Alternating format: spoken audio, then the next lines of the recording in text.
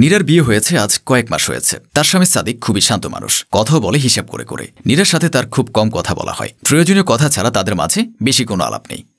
নীরা আজ সকাল সকাল রান্নাঘরে চলে এসেছে। ছুটির দিন বলে আজ সবাই বাসায়, তাই তাদের পছন্দ মতো রান্না করবে সে। নীরার ননদ কিয়া রান্নাঘরে এসে ঘুম ঘুম গলায় বলল, কি করছো ভাবি? নীরা কেয়ার দিকে তাকিয়ে হাসি মুখে বলল, এই তো রান্না করছি। তোমার ঘুম ভাঙলো তাহলে? আমি তো ভেবেছিলাম আজও 12টার আগে ঘুম থেকে উঠবে না। কেয়া চোখ ডলে অলস ভঙ্গিতে বলল, রাতে তাড়াতাড়ি ঘুমিয়ে পড়েছিলাম ভাবি, তাই সকাল সকাল ঘুম ভেঙে গেল। মাথাটা খুব ধরেছে, আমাকে 1 কাপ কফি করে দিবে প্লিজ? নীরা রান্না করতে করতে মুচকি হেসে বলল, এভাবে বলার কি আছে, তুমি ফ্রেশ হও, আমি করে দিচ্ছি। আচ্ছা ঠিক আছে। আরেকটা কথা, ভাইয়াও কিন্তু উঠে গেছে, ড্রয়িং রুমে দেখলাম বসে আছে, তার জন্য চাইলে কফি করতে পারো। ঠিক আছে, তুমি গিয়ে ফ্রেশ হও। কেয়া মাথা নাড়িয়ে চলে গেল। নীরা কফির পানি বসিয়ে দীর্ঘশ্বাস ছাড়ল। সে এই মানুষগুলোর সাথে নিজেকে মানিয়ে নেওয়ার চেষ্টা করছে খুব। দিন শেষে কতটা সফল হতে পারবে সে জানে না, তবে চেষ্টা করবে অতীত ভুলে এগিয়ে যাওয়ার। নীরা কফি নিয়ে সাদিকের দিকে এগিয়ে গিয়ে বলল, আপনার কফি। সাদিক নীরার দিকে না তাকিয়ে কফি নিল। নীরা আমতা আমতা করে বলল, আপনাকে একটা কথা বলতে চাইছিলাম। সাদিক ভ্রু কুঁচকে তাকালো। নীরার অস্বস্তি ভরা মুখের দিকে তাকিয়ে শান্ত গলায় বলল, বলুন। আজ বাসায় আমার কিছু ফ্রেন্ড আসতে চাইছে। আসলে বিয়ের পর থেকে ওরা আসতে চাইছিল, আমি বারবার নিষেধ করেছিলাম, কিন্তু আজ ওরা খুব জোর করছে। বারবার নিষেধ করা ভালো দেখায় না, তাই আমি চাইছিলাম। সাদিক নীরার কথায় অবাক হল, গলায় বিস্ময় নিয়ে বলল, আপনি নিষেধ করেছেন কেন? নীরা নিচু গলায় বলল, আপনি কি নাকি মনে করেন, তাই নিষেধ করেছিলাম। সাদিকের কপালে ভাঁজ দেখা গেল। মনে হচ্ছে সে নীরার কথায় কিছুটা বিরক্ত হয়েছে। নীরা ভীতু চোখে তাকিয়ে আছে সাদিকের দিকে। সাদিক গম্ভীর গলায় বলল, এটা কি আপনার বাড়ি নয় নীরা? আপনি আপনার বন্ধুদের আসতে বলবেন, এতে আমার মতামতের প্রয়োজন হবে কেন? প্রয়োজন হলে আপনি শুধু আমাকে জানিয়ে রাখতে পারেন। সাদিকের কথা শুনে নীরা থতমত খেয়ে গেল। আমতা আমতা করে বলল, আসলে আমি ভাবলাম আপনি যদি কিছু মনে করেন, তাই। বাজার থেকে কিছু আনতে হলে বলুন, আমি এনে দিচ্ছি। নীরা কিছুটা আশ্বস্ত হল। সাদিককে বলল, বাজার বেশিরভাগই আছে, কিছু নাস্তার আইটেম আনলেই হবে। আমাকে লিস্ট করে দিন। কে এসে সাদিকের পাশে বসে বলল, বাসায় কেউ আসবে নাকি ভাবি? নীরা হালকা হেসে বলল, হ্যাঁ, আমার কলেজের বন্ধুরা আসবে।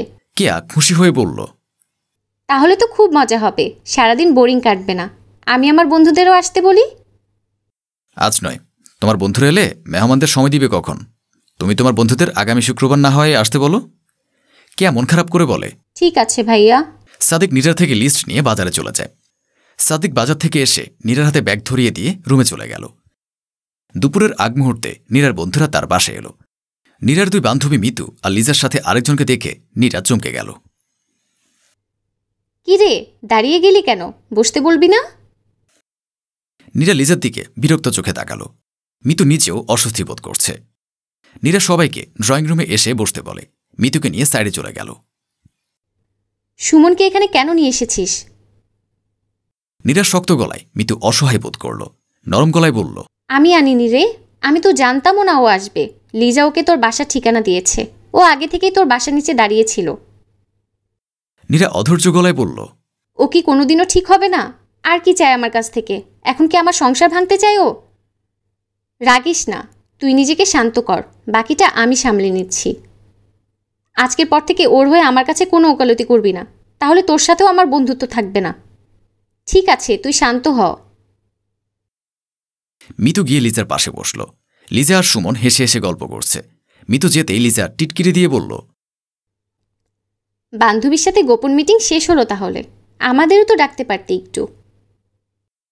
মিতু বিরক্ত গলায় বলল, তুই আজ বড্ড বাড়াবাড়ি করলি লিজা, এতটা বাড়াবাড়ি করা উচিত হয়নি তোর।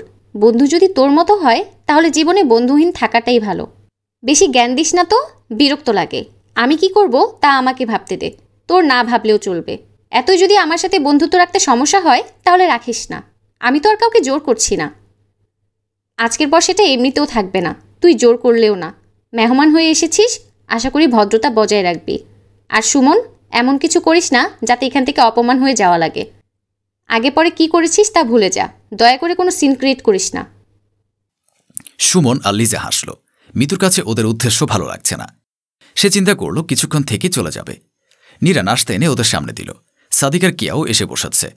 লিজা সাদিকের দিকে তাকিয়ে বলল, তোর জামাই তো খুব সুন্দর নীরা, এই জন্যই বুঝি এত তাড়াতাড়ি বিয়ে করতে রাজি হয়ে গেছিস? সাদিক হালকা হাসল। নীরা লিজার কথায় অস্বস্তিতে পড়ে গেছে। কথা কাটাতে নীরা সাদিক আর কিয়ার সাথে সবার পরিচয় করিয়ে দিল। সাদিক হাসি মুখে সবার সাথে কথা বলছে। সুমন একটু পর পর আর চোখে নীরার দিকে তাকাচ্ছে। এতে নীরার আরও কয়েক গুণ অস্বস্তি বেড়ে গেছে। নীরা, ওয়াশরুমটা কোন দিকে? সুমনের কথায় নীরা চমকে গেল। সাদিকও নীরার দিকে তাকিয়েছে। লিজা হেসে বলল, ওকে একটু ওয়াশরুমটা দেখিয়ে দিয়ে আয়। নীরা আপত্তি থাকা সত্ত্বেও সুমনকে নিয়ে ওয়াশরুমের দিকে নিয়ে গেল। সবার আড়ালে আসতেই সুমন নীরাকে থামিয়ে দেয়। বিদ্রুপ করে বলে, ভালোই তো সংসার করছিস, আমার সাথে প্রেমের অভিনয় করে এখন বর নিয়ে আহ্লাদ করছিস। নীরা নিজের রাগ দমিয়ে রাখতে পারল না। দাঁতে দাঁত চেপে বলল, তো কি করব? তোর মতো কাপুরুষের শোকে পাগল হয়ে যাব? আর প্রেমের অভিনয় আমি না, তুই করেছিলি। বিয়ের আগে আমি বারবার তোর কাছে গিয়েছিলাম, তুই আমাকে ফিরিয়ে দিয়েছিস। এখন এখানে এসে নাটক করছিস কেন? সুমন রেগে নীরার হাত চেপে ধরল। খুব বুলি ফুটেছে দেখছি। তোর বর জানে তোর একটা প্রেমিক ছিল, যার সাথে একাতে তুই অনেক সুন্দর সুন্দর সময় কাটিয়েছিস। বলবো নাকি তাকে? আমাদের একান্ত মুহূর্তের ছবিগুলো দেখলে এমন মাখো মাখো ভালোবাসা আর থাকবে না। নীরার ঘৃণায় গা গুলিয়ে এলো। সুমনের মতো ছেলেকে সে ভালোবেসেছে, ভাবতেই তার ঘৃণা হচ্ছে। নীরা হাত ছুটানোর জন্য ছটফট করছে। আপনার বন্ধুরা আপনার জন্য অপেক্ষা করছে নীরা, আপনি তাদের কাছে যান। সাদিকের গলা শুনে চমকে গেল নীরা। সুমন নিজেও চমকে গেছে। নীরার হাত ছেড়ে সোজা হয়ে দাঁড়িয়েছে সে। নীরা ভেজা চোখে সাদিকের দিকে তাকিয়ে আছে। কি হলো, দাঁড়িয়ে আছেন কেন? যান, আপনার বন্ধুকে ওয়াশরুমটা আমিই দেখিয়ে দিচ্ছি। নীরা চোখ মুছতে মুছতে চলে গেল। নীরা চলে যেতে সাদিক সুমনের সামনে এসে তার গালে কয়েকটা থাপ্পড় মারল। এটা আমার স্ত্রীকে স্পর্শ করার জন্য। সুমন সাদিকের দিকে তেড়ে যেতে নিতেই সাদিক সুমনকে থামিয়ে দিল। কড়া গলায় বলল, এটা আমার বাড়ি, যেখানে দাঁড়িয়ে আছো সেটা আমার রুম, আর যার সাথে এতক্ষণ অভদ্রতা করছিলে সে আমার স্ত্রী। তা এখন যা করবে ভেবে করবে। পরিবারের ক্ষেত্রে আমি খুব প্রোটেক্টিভ, তোমার হার একটাও আস্ত রাখব না। আপনার স্ত্রী আমার প্রেমিকা ছিল, সে আমাকে ঠকিয়ে আপনাকে বিয়ে করেছে। তোমার কি মনে হয় আমি খোঁজখবর না নিয়ে বিয়ে করেছি? তুমি কি করেছো তাও জানি, আমার স্ত্রী কি করেছে তাও জানি। এখন এখান থেকে চুপচাপ বেরিয়ে যাবে। সুমন কিছু বলতে যাবে, সাদিক তার আগে সুমনের হাত থেকে তার ফোনটা নিয়ে নিল। গ্যালারিতে ঢুকে সমস্ত ছবি ডিলিট করে সুমনের হাতে ফোনটা ফিরিয়ে দিল। সুমন সাদিকের দিকে রাগি চোখে তাকিয়ে বেরিয়ে গেল। সুমনকে এভাবে বেরিয়ে যেতে দেখে লিজা অবাক হয়ে বলল, সুমন এভাবে চলে গেল কেন? নীরা এতক্ষণ চুপ করে বসেছিল। কেয়া বুঝল তাদের মধ্যে কোনো ঝামেলা হয়েছে, তাই সে নীরাকে রুমে নিয়ে গেল। কেয়া যেতেই নীরা নিজের রাগ লিজার উপর ঝেড়ে ফেলল। তুই যা চেয়েছিস তাই হয়েছে। আমার সংসারে অশান্তি হোক তাই চেয়েছিলি তো, তোর আশা পূর্ণ হয়েছে। এবার প্লিজ আমার বাসা থেকে চলে যা। কি হয়েছে বলবি তো? নীরা সব কিছু খুলে বলল। মিতু রেগে লিজার দিকে তাকিয়ে বলল, আমরা চলে যাচ্ছি, তুই এই দিকটা সামলা। মিতু লিজাকে নিয়ে চলে গেল। নীরার রাগে কষ্টে ভরে যেতে ইচ্ছে করছে। লজ্জায় সাদিকের সামনে যেতে পারছে না সে। সাদিক নীরার পাশে এসে বসল। যা হয়েছে ভুলে যান, অতীত মনে রেখে বর্তমানকে নষ্ট করার কোনো মানেই হয় না। নীরা কান্না ভেজা গলায় বলল, আমাকে ভুল বুঝবেন না প্লিজ। আমি আপনাকে ভুল বুঝিনি নীরা, তবে পরের বার থেকে এসব মানুষ থেকে দূরে থাকবেন। আমি অতীত নই, বর্তমান দিয়ে মানুষকে বিচার করি। সাদিকের প্রতি নীরার সম্মান আরও অনেক বেশি বেড়ে গেল। এমন স্বামীর স্বপ্নই হয়তো সব মেয়েরা দেখে।